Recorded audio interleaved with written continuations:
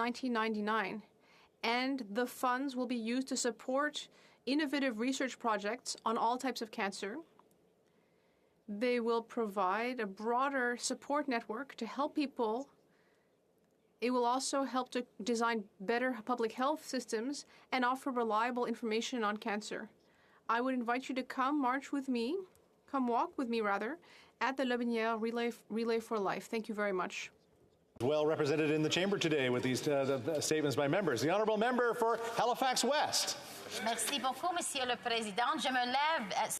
Thank you very much, Mr. Speaker. And a wonderful group in my riding, the Beachville Walkettes, for their commitment to supporting the health and wellness of seniors of all residents in the community. This group was started by Beachville resident Paula Blackmore to lead regular neighborhood walks and encourage folks to get some exercise, socialize across generations, tell jokes, and check up on their neighbors.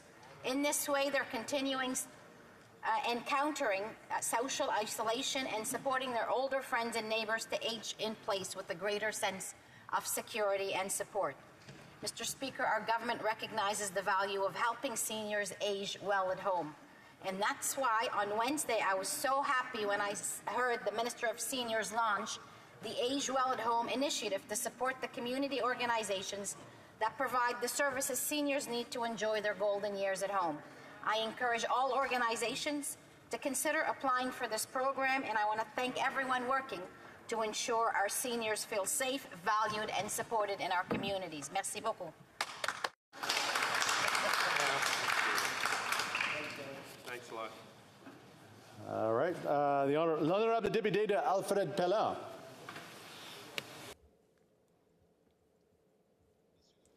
Mr. Speaker, the parliamentary session is almost over. So I'd like to offer an overview of a period full of progress for my constituents in Alfred Pellan. In this House, there have been 165 speeches, 136 votes, 8 bills adopted, and there are tangible results in Alfred Pellan. Dozens of jobs, or hundreds of jobs rather, for youth, with dozens of businesses, more than $1.2 million for Canada Summer Jobs, tens of thousands of dollars for seniors through New Horizons, $11.3 million for affordable housing, and festivals, community cleanups, walks to support medical research, support for health workers, essential workers, businesses, and farmers. It's a long list, but my time is almost up, so I would like to wish all my constituents an excellent summer. The honourable member for North Island, Powell River. Across Canada, many are losing loved ones to the toxic drug overdose. Last month, I met with service providers from across my riding. We discussed a health-based approach to substance use and Bill C-216 from the Courtenay Alberta MP, which was sadly voted down by many Liberals and the Conservatives. Their feedback was clear. Rural and remote communities have very specific challenges. Lack of access to basic health services compounded by a lack of access for supports for family and people struggling with substance abuse. A lack of affordable housing and often no supportive housing, putting stabilized people at risk to returning to the streets where it is impossible for them to stay clean. Lack of supports for families struggling to support their loved ones with addictions, and the stigma which silences and stops addicts and their loved ones from getting access to the help they need. I want to thank the many organizations that came to speak with me on that day, and I am so grateful for your dedication to saving the lives of Canadians. Thank you. The honourable member for Edmonton Manning. Mr. Speaker, I'd like to draw the attention of this House to the inauguration of the BAPS Swaminarayan Research Institute on the premises of BAPS Hindu Mandir in Toronto last weekend. The June 4th inauguration marks the centenary celebrations of His Holiness Pramukh Swami Maharaj, creator of this famous Hindu Mandir. Under the spiritual leadership of His Holiness Mahant Swami Maharaj and guided by his message of Vasudhaiva Kutumbakam, meaning the entire world is my family. This research institute is dedicated to advancing quality research, learning and expression of Hindu heritage, its philosophies and denominations, affiliated languages, cultures, and rich collection of of literature. As the Institute pursues excellence in research, I'm hopeful that we will see the flourishing of values such as peace, love, and harmony that are central to Hindu practice and tradition. We are proud of the achievements of the Hindu community here in Canada and for the success that has enabled them to grow their work through the creation of this institute as begins its works. Thank you, Mr. Speaker. The honourable member for Brampton North. Mr. Speaker, today marks the end of the 10 days of terror endured by the Sikh community from June 1st to the 10th in 1984. I still remember as a young child seeing the pain and grief of my parents as they learned of the Indian government's invasion of the holy site of Darbar Sahib, known as the Golden Temple. As thousands of people gathered to pray, the military hit with heavy artillery, machine guns, and tanks. So many innocent lives were lost. The Sikh reference library was burnt down and the Darbar Sahib complex was destroyed. The events that occurred in June of 1984 led to further unrest and government-sanctioned mobs, which resulted in thousands of men and women and children being tortured, raped, and murdered based on their identity, leaving a scar on the hearts of Sikhs everywhere. Today, I remember the victims and families who suffered this trauma and stand with the Sikh community in seeking justice, truth, and reconciliation.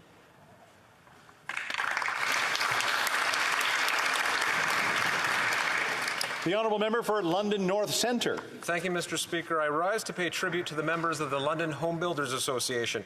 I recently attended their President's Industry Gala dinner and heard perspectives on what's needed to address housing affordability and supply.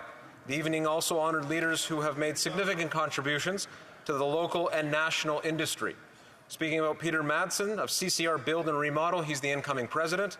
Sue Wastel of Wastel Homes, the president for 2021. Dave Steinmack of Ironstone Building Company, president for 2020. Toby Stoley of Sifton Properties, president for 2019. And Jared Zeifman named CEO in 2021. Certainly want to honor Lois Langdon's contributions, retired as CEO after 25 years of service, Mr. Speaker. Mr. Speaker, a home is more than just a structure. It's a place where Canadians raise their families and forge unforgettable memories. That's because of home builders, Mr. Speaker. Let's get more quality and affordable homes built quickly, and let's see all levels of government and professional associations like the London Home Builders Association work together to that end. I look forward to working with them. Thank you very much. The honourable member for Kelowna Lake Country. Mr. Speaker, in Kelowna Lake Country, June is a busy month filled with recreational activities, heritage, arts, culture, and celebrations. It's Italian Heritage Month, Indigenous History Month, Pride Month, and Filipino Heritage Month.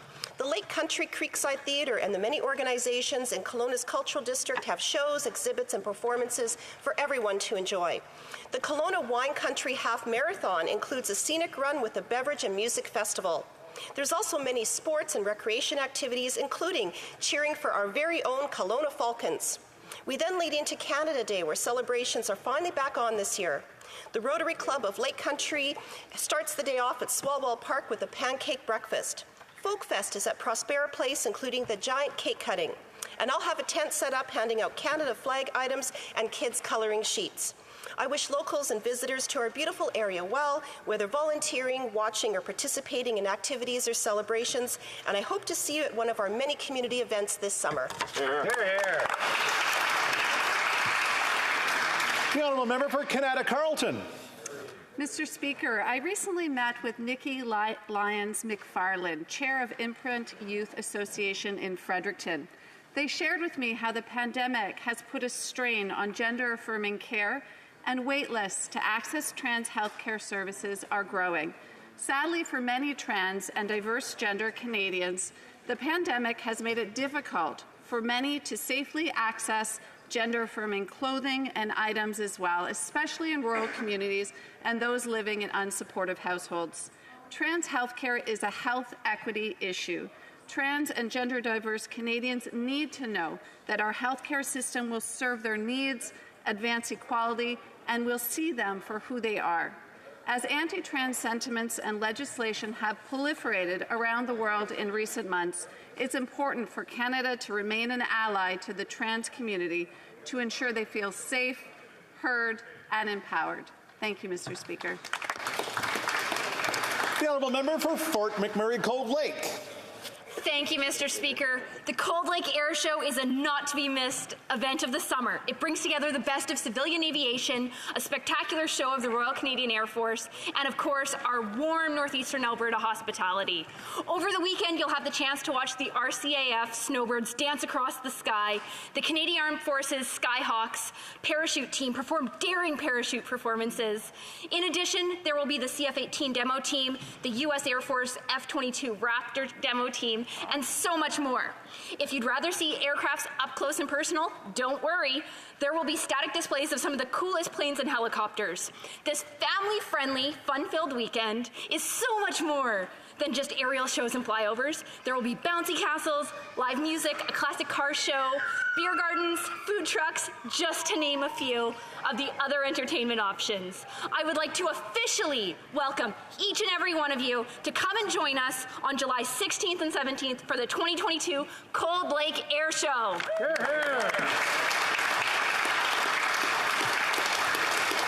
The Honourable Member for Cumberland-Colchester. Mr. Speaker, I'm going to read an email from one of my constituents. It says, "Hello, Dr. Ellis. I'm writing to you about being a senior and being cold and hungry and do not know where to turn. I've gotten myself into a problem using credit to pay for groceries because there's not enough money after paying bills with old age and the supplement to feed myself. Yesterday it was declined in the grocery store and I am hungry. My mortgage is low, but my power bill is high, as is the phone and cable, which one has to have, especially in the case of emergency. I also have a line of credit and another credit card and put payments on every month, but that leaves me in overdraft after paying bills on the first.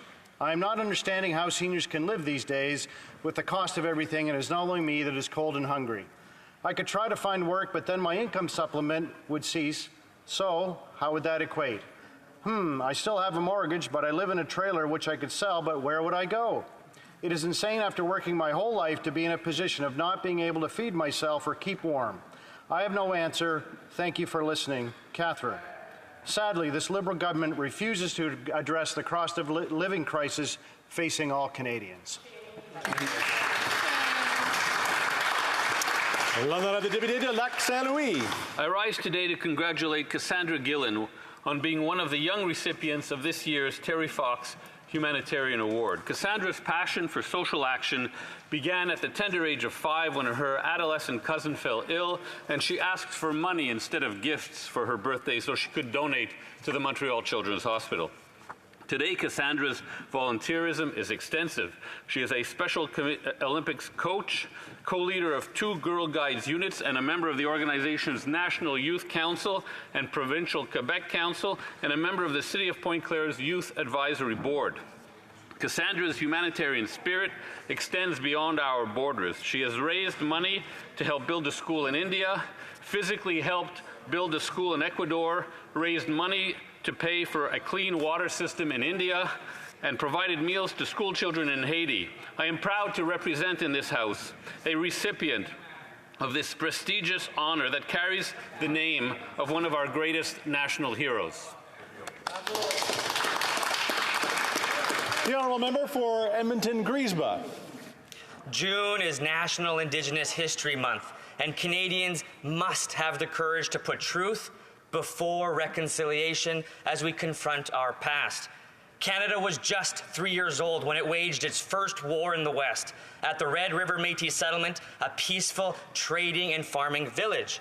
Then again in 1885, the government would launch a second war, further into the West at Batoche, resulting in the largest mass execution of Indigenous leaders in Canada's history, including that of Louis Riel and Wandering Spirit. During this time, and as a means to clear the plains, the government would install its most insidious policy, that of the residential schools. A policy from this place intended to, quote, kill the Indian in the child, end quote, as stated by then Prime Minister Sir John A. Macdonald. These attacks on our children never stopped. From the 60s scoop to today's child and family services, lack of clean water and housing, let us not repeat the past.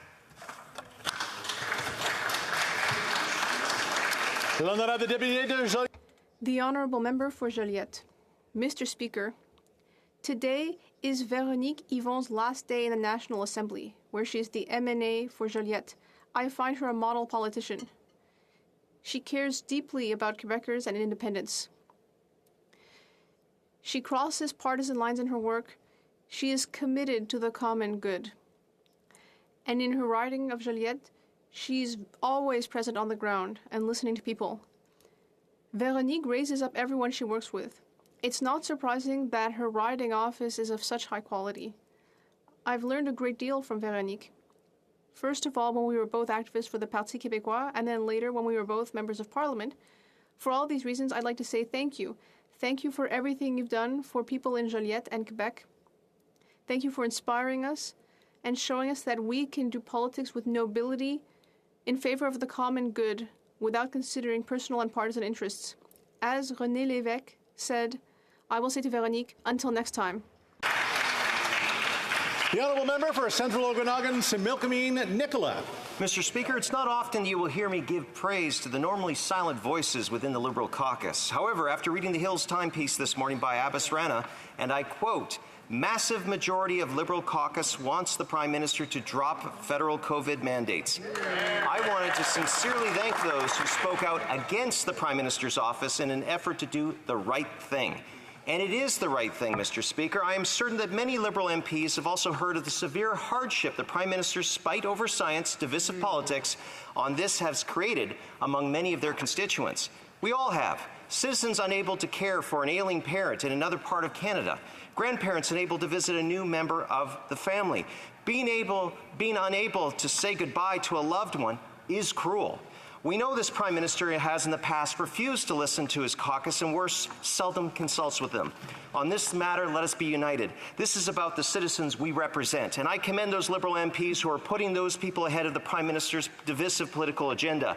There are times so that we must unite instead of divide, and I would like to sincerely thank those Liberal MPs who support ending the mandates. The honourable member for Ottawa West, Nepean. Thank you, Mr. Speaker. Today, I would like to draw the House's attention to the humanitarian crisis in Haiti. Political instability and violence are making the humanitarian situation worse, and that is having a real impact on the Haitian community in my riding. Canada has committed to funding projects in Haiti to the tune of $70 million in order to improve health services, reduce food insecurity, and strengthen public safety and infrastructure. Canada will be there for the Haitian population as Haitians work for a more democratic, safe, and inclusive future. I'd like to thank the Haitian community for their contributions to Canada and their caring about the citizens of Haiti. Oral questions, question orale, the Honourable Opposition House Leader. Mr. Speaker, today's headline says it all, and I quote, massive majority of Liberal caucus wants the Prime Minister to drop federal COVID mandates. The report says that the Liberal member from the Yukon, a doctor and former medical officer of health, has given multiple presentations at Liberal caucus meetings on why the mandates need to be dropped. The member is a real doctor, not a spin doctor, but has the Prime Minister listened to him? Nope. Finally, the incoherence of a policy that is punishing and limiting the rights of Canadians is being realized by Liberal MPs. The Prime Minister won't listen to Canadians, but will he listen to his caucus? The Honourable Minister. Thank you, Mr. Speaker. When are the Conservatives going to realize that COVID-19 is not over? The Conservatives are just in denial about the reality of this pandemic. We've seen numerous times the Conservatives trying to immediately remove all federal COVID-19 restrictions. While we're in a much better place today than we were previously, this pandemic's not over, and we must be prepared for any potential future scenarios. Our government will continue to assess the evolving situation at home and globally, monitor data, and adjust border measures as required. Thank you, Mr. Speaker. The Honourable House Leader for the Official Opposition. Well, it's becoming clear by the day that these mandates and restrictions have nothing to do with science or evidence-based decision-making. It's all about control. It's about the Prime Minister controlling Canadians from traveling to see their families, controlling businesses recovering from COVID, and controlling Liberal MPs by forcing them to be bit actors in his COVID theatre. Watch them when the cameras come on them, how quickly they put on their masks. There's no coherent reason for these mandates to continue other than control. Will the Prime Minister admit that he's lost the plot and that this is all about controlling Canadians? The Honourable Parliamentary Secretary. Thank you, Mr. Speaker. Vaccines remain an important tool in stopping the spread of COVID-19 and variants, but the Conservatives just can't seem to make up their mind about vaccinations. For example, the member from Yorkton Melville claims that the government has a secret agenda after refusing to get vaccinated, that there's some sort of conspiracy theory. Another Conservative, the member from Niagara West, wants to ban all mRNA vaccines. Those are the same ones that have saved millions of lives worldwide. This type of rhetoric is divisive, it's harmful, and all members of this House should stop trying to spread disinformation, Mr. Speaker. We all have an obligation to share good information and ensure that our constituents have what they need in order to go and get vaccinated. The Honourable Whip for the official opposition. Mr. Speaker, the NDP Liberal government continues to ram through legislation that has criminals jumping for joy. Criminals who steal people's wallets at gunpoint, shoot up the neighborhood, traffic in weapons, or use a gun in their other criminal activities are one step closer to reduced sentences. Now, they claim